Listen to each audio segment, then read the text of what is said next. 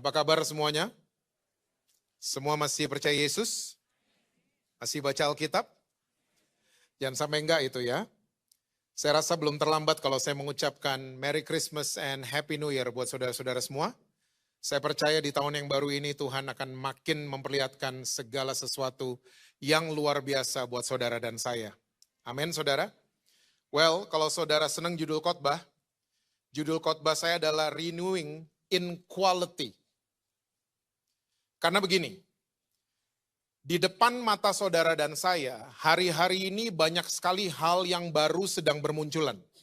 Banyak sekali. Kalau kita list down, kita bisa duduk sampai malam nih.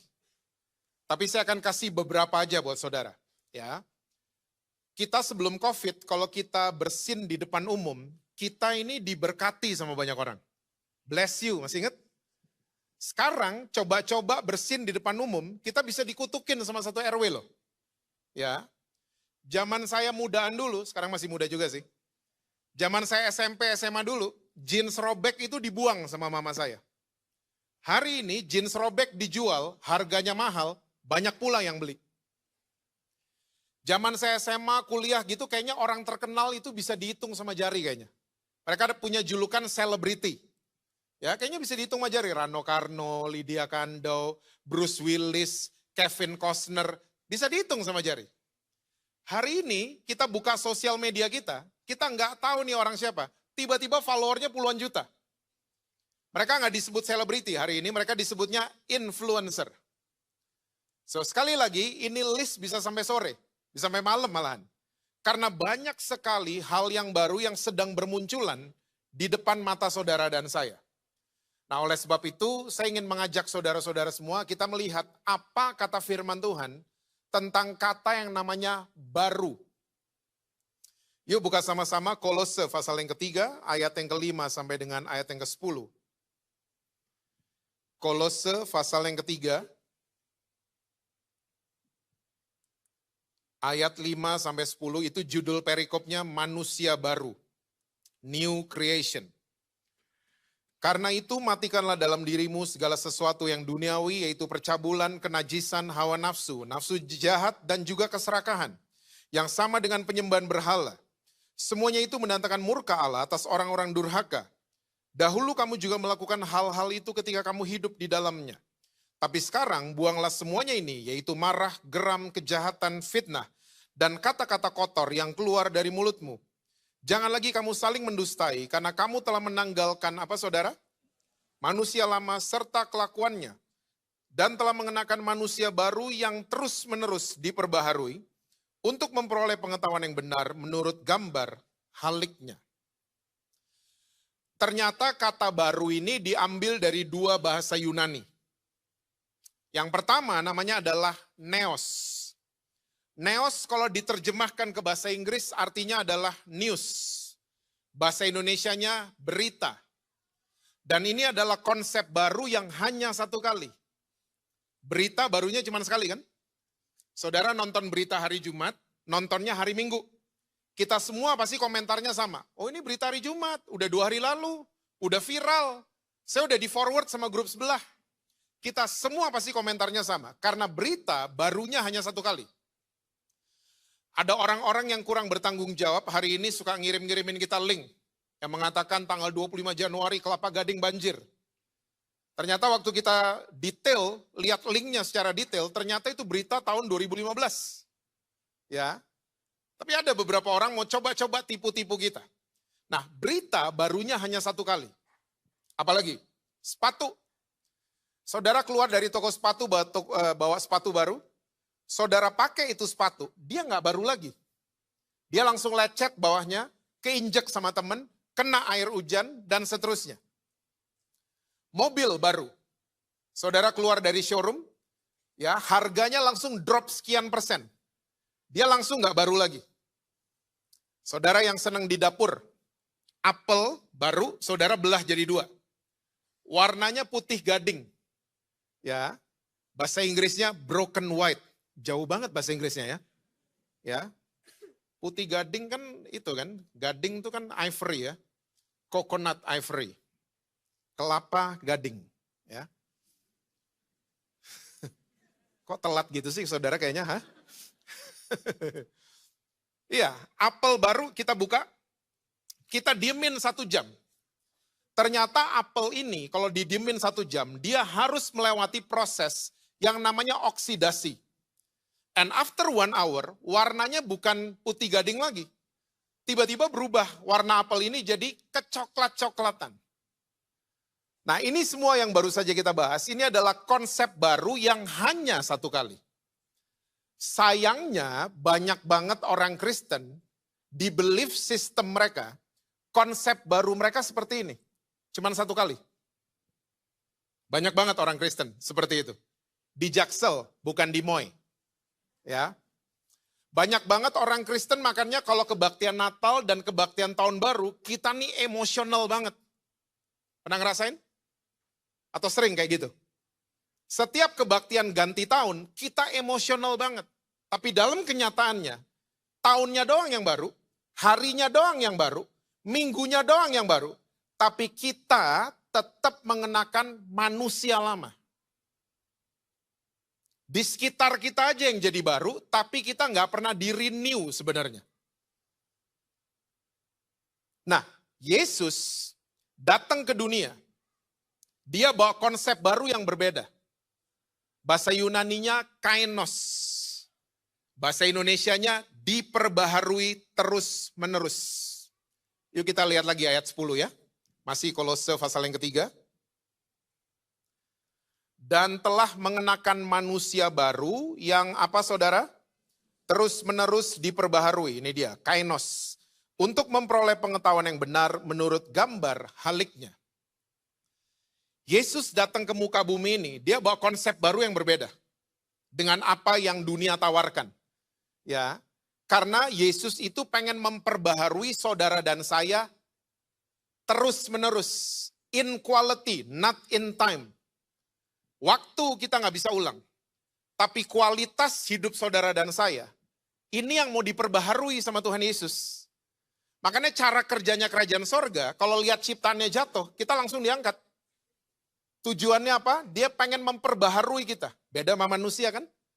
Manusia sesama kita jatuh, kita nggak peduli. Kita malah syukurin kadang-kadang. Ya, kita hakimin itu orang dan seterusnya. Surga nggak begitu. Dia lihat ciptaannya jatuh, dia mau angkat. Dia lihat ciptaannya terluka, dia mau pulihkan. Dia lihat ciptaannya sakit, dia mau sembuhkan. Karena apa? Kita mau diperbaharui terus-menerus dalam kualitas. Kita nyanyiin kok lagunya. Cuman kita nggak download aja di belief system kita. Kita nyanyiin lagunya. Kasihnya Yesus selalu baru. Tiap tahun, tiap pagi loh. Kita nyanyiin lagunya, tapi kita nggak download di kepala kita. Bayangin nggak kalau suami-suami tahu kebenaran ini, kasih mereka akan selalu baru buat istri mereka setiap pagi. Kalau istri-istri tahu kebenaran ini, kasih mereka akan selalu baru buat suami mereka setiap pagi. Kok laki yang amin? Kita perlu ngopi kayaknya ya. Sama seperti Yesus yang selalu baru setiap pagi kasihnya untuk saudara dan saya. Nah, karena waktu, saya akan share buat saudara-saudara 2 isu. Kenapa banyak orang Kristen sulit jadi new creation, sulit jadi manusia baru. Yang pertama, namanya adalah intimidasi iblis. Saya udah ulang-ulang ini dan saya berniat untuk memasukkan isu ini di setiap khotbah saya. Karena hari ini survei resmi membuktikan orang Kristen kalau baru dengar khotbah, itu khotbah cuman bertahan beberapa jam saja. Buka handphone, ada info ini, lupa. Tadi gereja khotbahnya apa? Pokoknya pendetanya lucu. Kita nggak ingat. Karena terlalu banyak kita nih lagi dibombardir sama informasi. Makanya saya mau mengulang-ulang hal yang penting. Nah, salah satunya ini. Ya, isu pertama kenapa banyak orang Kristen sulit jadi new creation, intimidasi iblis. Iblis kerjanya cuma satu, tapi dia lembur. Seorang lawyer, dia harus nanganin 5-6 cases. Makanya dia lembur. Pemain musik mesti ngulik 5-6 lagu, makanya mereka lembur di studio. Iblis kerjaannya cuma satu, tapi dia lembur. Apa kerjaannya? Mendakwa saudara dan saya siang dan Wahyu 12. Dia cuma mendakwa, tapi dia bikinnya siang dan malam. Kalau saya boleh tambahin, 24/7. Saya suka bercanda sama keluarga saya. Saya suka ngomong gini, pribadi paling sabar, itu sebenarnya namanya iblis. Dia sabar banget godain saudara dan saya. Siang dan malam, 24/7. Dia sabar banget. Ya, dia nggak berusaha untuk kita kepleset, enggak. Tapi dia intimidasi. Siang dan malam. Dia terus ngomong di telinga kita, kamu nggak pantas. Angkat-angkat tangan, nggak pantas. Baca Alkitab, besok juga jatuh lagi. Kamu nggak pantas nyanyi-nyanyi lagu rohani. Kamu nggak pantas. Kamu lebih pantas nyanyi lagunya Taylor Swift. Kamu nggak pantas. Kamu mau melayani di gereja. My goodness, I know what you did last summer. Itu apa ya? Oh, itu judul film ya. Saya tahu yang kamu buat. Oh, pelayanan-pelayanan buat apa? Bayangin nggak? Dia ngomong kayak gitu siang dan malam 24/7. Makanya banyak orang Kristen kalau diajak melayani Tuhan, banyak banget orang Kristen komentarnya gini, Pak, saya nggak bener-bener amat Pak, istri saya aja dulu. Pak, saya nggak beres-beres amat Pak, suami saya aja dulu. Orang tua saya aja dulu. Saya nggak bener-bener amat hidupnya. Pernah dengar orang Kristen ngomong kayak gitu? Atau sering ngomong kayak gitu? Waktu kita declare, kita nggak bener-bener amat, iblis tepuk tangan. Karena ini maunya iblis. Iblis pengen banget lihat saudara dan saya, cuman jalan di tempat, going nowhere. Ya, iblis seneng banget lihat saudara dan saya, no progress, nggak ada kemajuan, nggak ada perubahan, nggak ada pertumbuhan. Iblis seneng lihat saudara dan saya cuma noleh ke belakang, tiap hari hidup dengan penuh rasa bersalah, dan tiap hari cuma nonton film judulnya Kegagalanku. Iblis seneng banget. Ada yang berani di ruangan ini nyetir mobil, lihat kaca spion the whole trip?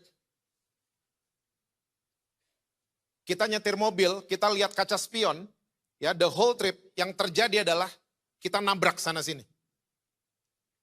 Banyak orang Kristen suka nabrak sana sini karena fokus kita cuma masa lalu. Dan saya mau yakinkan saudara-saudara, there is no future in the past. Nggak ada masa depan di masa lalu. Ganti dong alamat pengiriman. Ganti alamat, jangan hidup di sana. Iblis senang lihat saudara dan saya stuck in the past. Tapi saya mau beritahu saudara, saudara dan saya sedang menuju ke masa depan yang penuh dengan kemenangan bersama dengan Tuhan Yesus. Boleh kalau mau tepuk tangan buat Tuhan Yesus boleh.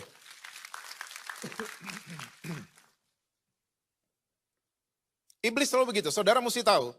Ada satu penyakit yang lagi tren hari ini. Namanya psikosomatis, pernah dengar? Saudara kayaknya nggak tahu apa-apa deh tadi ya. Hah? Saudara makan bubur dipisah atau diaduk? Hah? Mensrea.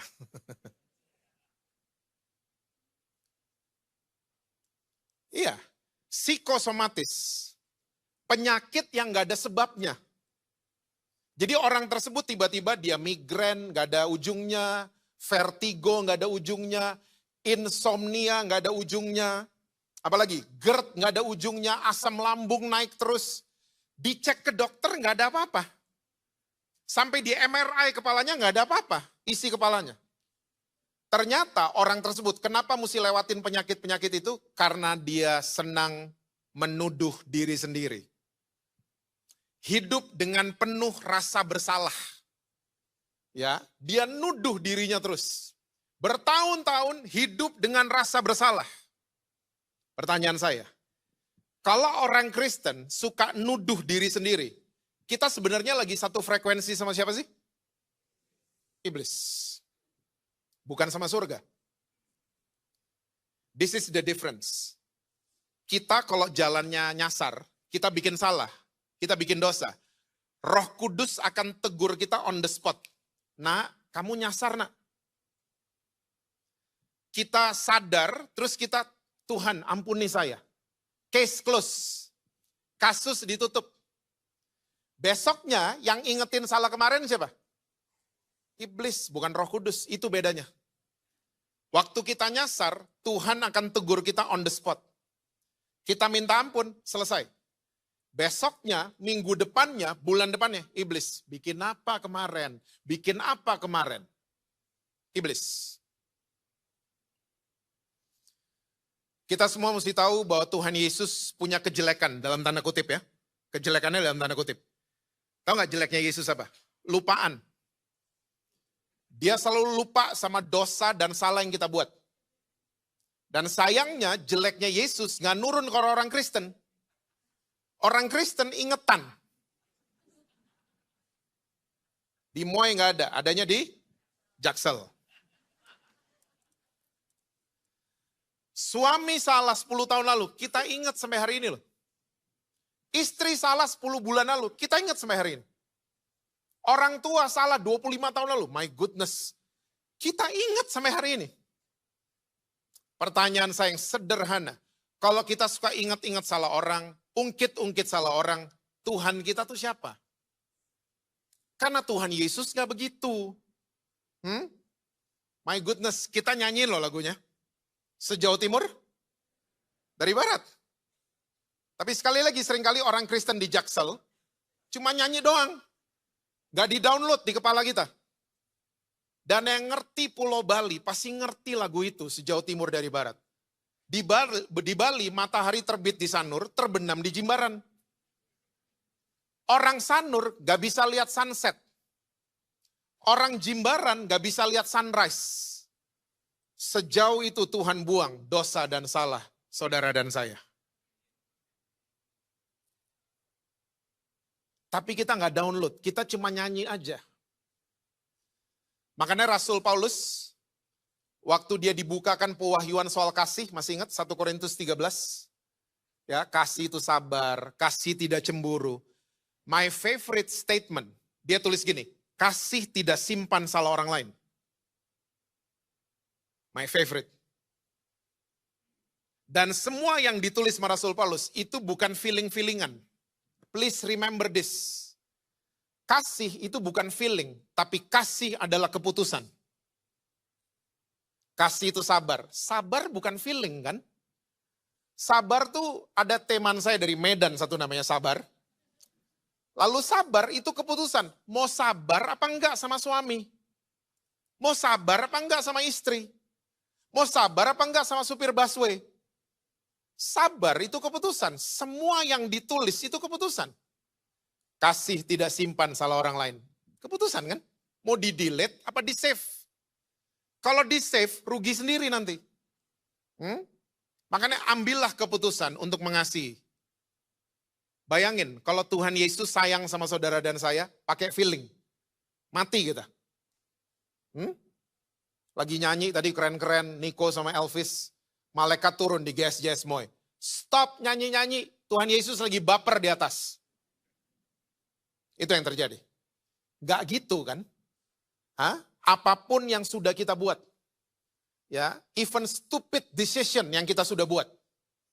Ya, Tuhan Yesus sudah mengambil keputusan untuk mengasihi saudara dan saya. Itulah Tuhan Yesus.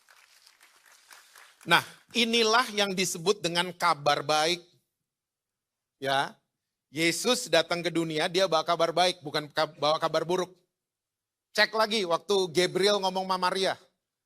Ya, waktu malaikat ngomong sama gembala-gembala, ada kabar sukacita akan datang. Kabar baik dibawa Yesus, bukan kabar buruk. Nah, saya mengajak saudara-saudara GSJS Moy dan yang nonton dari manapun, mengakarlah dalam kabar baiknya Tuhan Yesus. Lumayan yang amin 3. Mengakarnya di sini, jangan mengakar di kabar buruk. Mengakarlah di kabar baiknya Tuhan Yesus. Saya percaya saudara akan bertumbuh dengan baik dan berbuahnya luar biasa. Jadilah agent of good news. Saya ini waktu 4 tahun pertama baru melayani Tuhan. Saya atas anugerah Tuhan melayani Tuhan dari tahun 97. Jadi dari tahun 97 sampai 2001. Kelakuan saya persis kayak orang di Alkitab. Ya. Namanya orang Farisi. Persis banget Jesse Lantang. Persis sama ahli-ahli Taurat. Nih. Apalagi kalau udah doa puasa ke puncak gitu ya. Selesai doa puasa, merasa turun gunung ke Jakarta. Wih, kayaknya semua salah, saya yang paling benar. Pokoknya semua salah, saya yang paling benar pokoknya. Kakak-kakak saya hakimin semua. Apalagi kalau mereka lagi ada masalah. Nggak pernah gereja sih. Hah? Alkitab boro-boro punya, pantas masalah terus. Waktu saya dibukakan soal kabar baik, good news, saya tobat setobat-tobatnya loh saudara. Tobat. Saya sekarang setiap ketemu sama orang siapapun, lagi cerita aib mereka, seaib apapun, saya biasa aja mukanya. Karena saya sadar saudara dan saya, kita semua sama predikatnya, orang-orang yang berdosa yang dikuduskan oleh darah Yesus. Bukan karena saya bawain firman Tuhan, saya lebih kudus dibanding saudara. Bukan, jangan mikir kayak gitu. Kita sama-sama orang berdosa yang dibenarkan oleh Tuhan Yesus. Jadi kalau ada orang lagi ngomongin aibnya sama saudara, mukanya di setel biasa aja. Orang lagi ngomong nih aibnya. Ya, terus kita tiba-tiba, kok bisa gitu? Kok bisa gitu? Kamu dia lagi ngaku, sini belum, bedanya gitu doang kan? Hah? Gitu doang bedanya.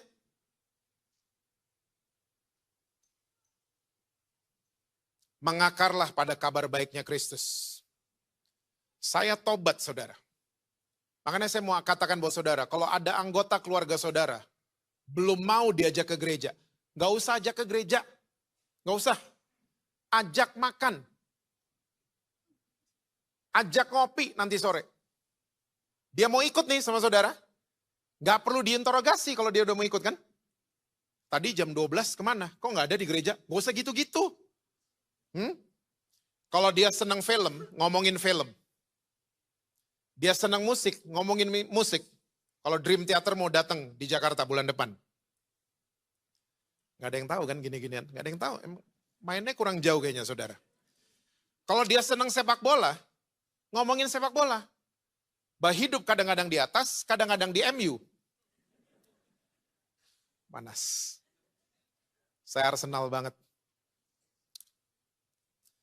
Saya percaya waktu saudara relate, nyambung sama anggota keluarga saudara. Gak perlu ditunjuk-tunjuk, mereka bisa berubah sendiri. Saya percaya janji firman Tuhan itu akan digenapi. Satu orang selamat, maka seisi rumah saudara, Tuhan akan selamatkan. Asal kitanya berubah dulu. Jadi agent of good news, bukan bad news.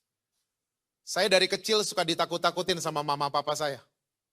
Ke gereja, Yesus sudah mau datang. Ditakut-takutin, ke gereja karena takut. Ya, ternyata umur saya hampir 54, Yesus belum datang. Dari kecil cuman ditakut-takutin. Makanya stop nakutin anak-anak kita. That's not the way kita introduce Yesus ke mereka. Kenalin kabar baiknya dong. Kenalin, jangan bad news kasih. LGBT, kenapa LGBT gak mau ke gereja? Karena kita selalu ngasihnya kabar buruk. Orang tuh dengar kabar buruk dua. Dia jadi takut, terus jadi munafik. Depan kita doang dia baik-baik. Ternyata gak berubah. Karena yang dikasih bad news, diancam-ancam. Kamu ya, bulu mata makin naik, kamu neraka lantai 7 di bawah. Kita gitu-gituin mereka. Mereka makanya gak pernah mau ke gereja. Gak mau, mereka alergi ketemu orang-orang Kristen. Karena kita patut koreksi diri, yang kita berikan buat mereka kabar buruk. Bukan kabar baik. Saya udah banyak kesaksian. LGBT, cuman karena dikasih kabar baik, berubah sendiri. Minta dibeliin Alkitab, saya udah bilang, Alkitab ada di handphone. Gak perlu dibeli manual. Gak mau, maunya yang manual, gak mau gitu. Mirip ya gue. Ya, tiba-tiba minta dibaptis, tiba-tiba minta ikut pemuritan. Cuman karena dikasih tahu Yesus sayang sama kamu. Gak kita datengin mereka, Yesus hukum kamu ya. Gak gitu-gitu. Yesus sayang sama kamu. Makanya dia mau datang dan mati buat kamu. Berubah loh. Dan saudara mesti tahu, caranya Yesus ternyata juga sama. Dalam dia merubah seseorang, dia kasih kabar baik dulu. Yesus gak pernah nuntut, kamu berubah dulu, nanti saya kasih kabar baik buat kamu. Yesus gak pernah begitu. My favorite cerita waktu dia lagi rekrut Petrus. Lukas 4 sama Lukas 5, gak usah dibuka. Lukas 4, mertuanya Petrus disembuhin, masih ingat cerita itu? Sama Yesus. Terus Petrus ini kan nelayan, jadi malam hari dia harus ngantor, melaut maksudnya. Ya, ternyata the whole night, sepanjang malam itu, dia nggak dapat tangkepan. Nggak dapat sama sekali. Besoknya dia merapat ke daratan. Bayangin nggak tuh? Capek, stres, kesel. Nggak dapat tangkepan. Di daratan ada Yesus. Dan saya percaya semua saudara udah tahu lah. Atlet basket itu nggak mau dikasih input sama atlet badminton kan? Atlet basket dibilangin sama atlet badminton, bolanya di lob dong. Atlet basket nggak mau denger. Karena lob cuman ada di badminton sama padel. Di basket nggak ada. Nah, ini pagi ini sama juga nih. Petrus nelayan ketemu tukang kayu. Tukang kayunya kasih input, yuk bertolak ke perairan dalam. Pagi-pagi nelayan nggak mungkin mau. Karena nelayan ke perairan dalam itu dini hari sampai subuh. Nggak pernah pagi-pagi. Tapi karena Petrus sudah lihat kabar baik semalam sebelumnya. Dia nurut sama Yesus. Dan kita tahu the rest of the story. Kapalnya Petrus hampir tenggelam di pagi itu. Karena tangkapan banyaknya luar biasa. Sampai di darat Yesus cuma bilang, mulai hari ini kamu jadi penjala manusia. Bukan penjala ikan lagi. Petrus langsung ikut sama Yesus. Pertanyaan saya, apa yang datang duluan di Petrus? Kabar baik duluan atau perubahannya Petrus duluan? Kabar baik. Kabar baik merubah seseorang automatically. Toko tas sale 80%, ibu-ibu ngantri pasti kan? Karena dengar kabar baik. Toko tas sale 80%, bapak-bapak ngantri pasti. Ya. Karena kita dengar kabar baik, apalagi ada kabar yang menyatakan dosa saudara dan saya diampuni 100%. It's a very good news. Seharusnya kita berubah. Seharusnya kita berubah. Makanya mengakar dalam kabar baik, bukan kabar buruk. Hah? Waktu kita kepleset, wah kamu gini, pasti kamu dihukum nanti. Itu iblis. Kerajaan sorga gak gitu cara kerjanya. Ini yang pertama. Ya, kenapa banyak orang Kristen gak bisa jadi manusia baru? Karena intimidasi iblis. Yang kedua namanya adalah kita ini seringkali punya salah pemahaman tentang kata yang namanya dunia. Kita selalu berpikir dunia adalah tempat. Don't worry, kita gak sendiri. Karena muridnya Tuhan Yesus pernah ada yang seperti itu. Namanya Yohanes. Yuk kita lihat sama-sama Yohanes 21. Ayat yang ke-25.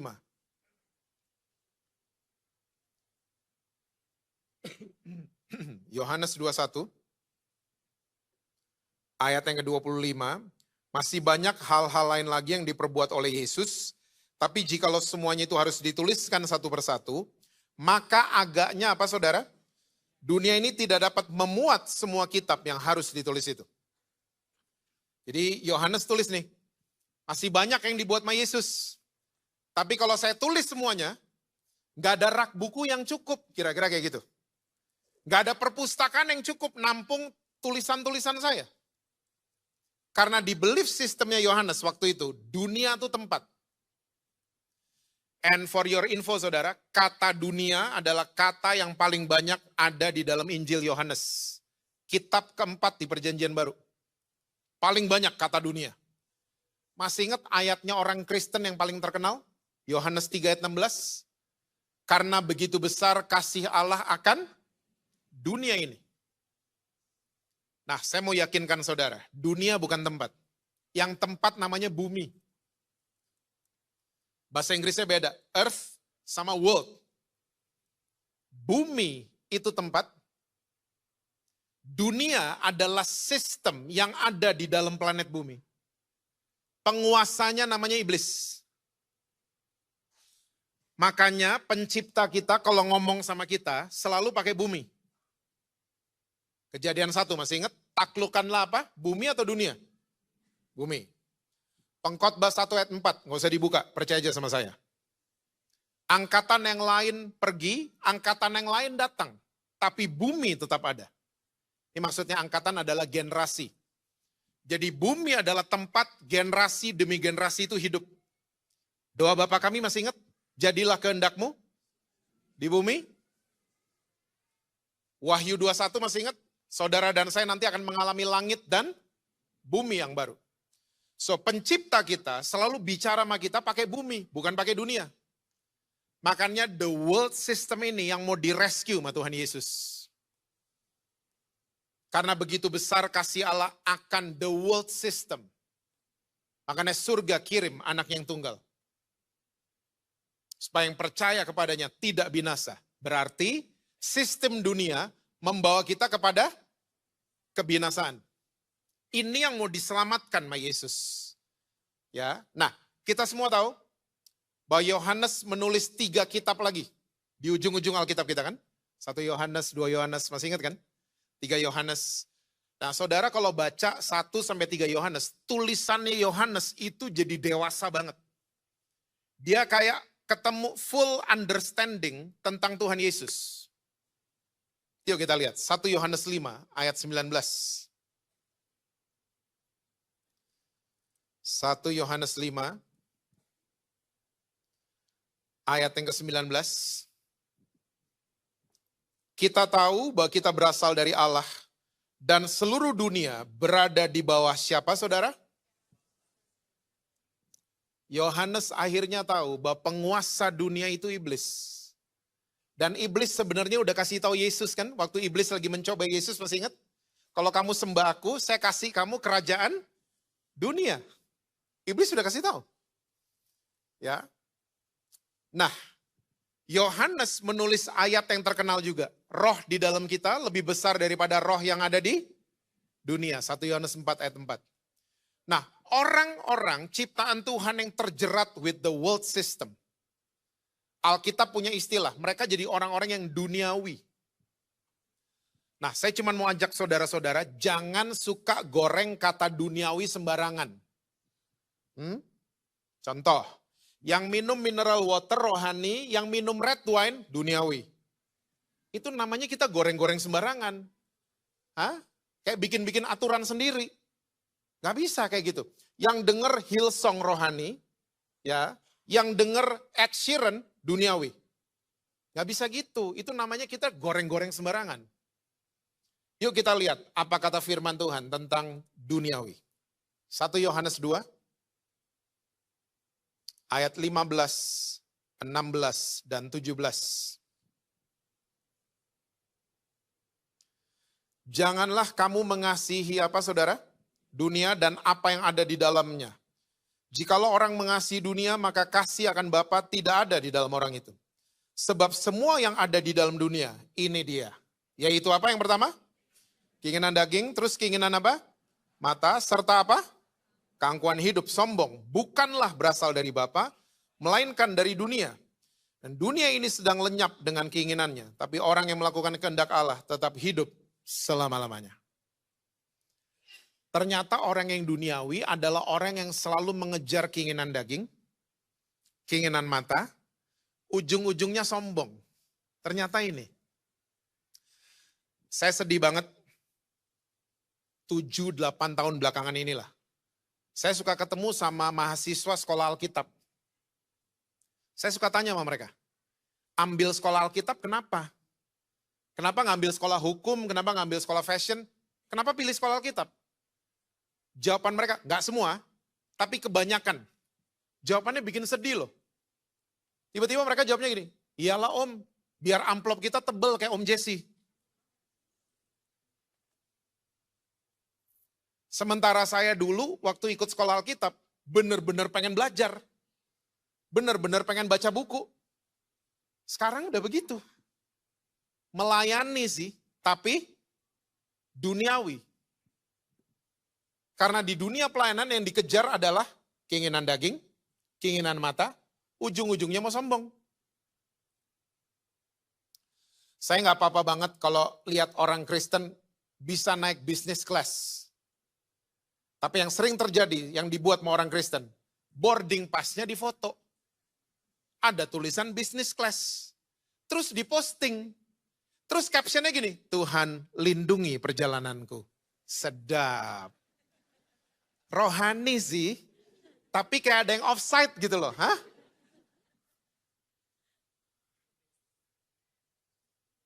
Pernah lihat orang Kristen, saya nih nggak apa-apa ya, orang Kristen kalau bisa tinggal di hotel bintang 5 nggak apa-apa. Tapi ada loh orang Kristen, dia berenang di hotel bintang 5. Dia nggak berenang, dia cuman berendam. Pernah dengar? Pernah lihat? Kayak kuda Nil gitu, pernah lihat? Dia nggak olahraga, nggak berenang gitu nggak, dia cuman berendam-berendam. Dia story, guys jangan lupa olahraga guys. Dia padahal nggak olahraga.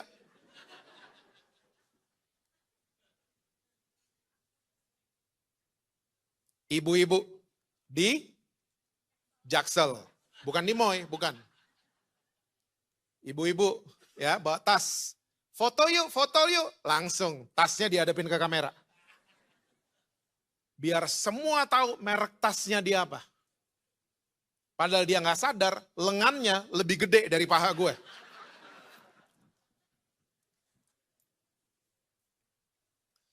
Pak nggak boleh pak naik bisnis kelas, boleh.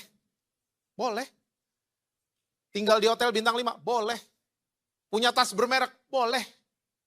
Tapi pertahankan gaya hidup seperti restoran Padang, sederhana. Jangan pagi sore. Biasa-biasa aja gitu loh, kenapa? Hah? Kenapa semua mesti di flexing sih? Makan di mana mesti di flexing? Lihat orang-orang zaman saya dulu, makanan datang, kita doa. Hah? Zaman sekarang? Foto. Habis foto? Edit. Habis edit? Upload. Habis upload? Doa. Habis doa? Cek komen. Belum makan. Cek komen. Itu udah dingin tuh makanan.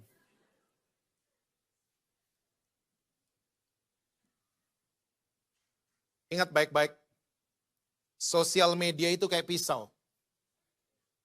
Pisau di tangan penjahat jadi kriminal. Tapi di tangan seorang chef jadi makanan enak. Sosial media, gunakan sosial media untuk jadi inspirasi buat orang lain. Bukan untuk impress, bukan untuk pamer. Jadi inspirasi lewat sosial media. Pakailah sosial media dengan bijak dalam kehidupan kita sehari-hari. Karena gini, orang yang duniawi akan sulit menaklukkan bumi. Karena dia kejerat. Ya, hidupnya cuma sekitar ngejar keinginan daging, keinginan mata, dan selalu pengen pamer, pengen sombong, dan lain sebagainya. Akhirnya kita jadi duniawi. Saudara, saya ingin mengajak saudara-saudara, yuk buka diri kita, buka pikiran kita, buka hati kita. Untuk kita selalu mau diperbaharui sama Yesus Kristus. Ya, jangan lagi entertain intimidasi iblis. Jangan di-entertain. Ya, dan jangan lagi jadi orang Kristen yang duniawi. Sederhana aja, biasa-biasa aja.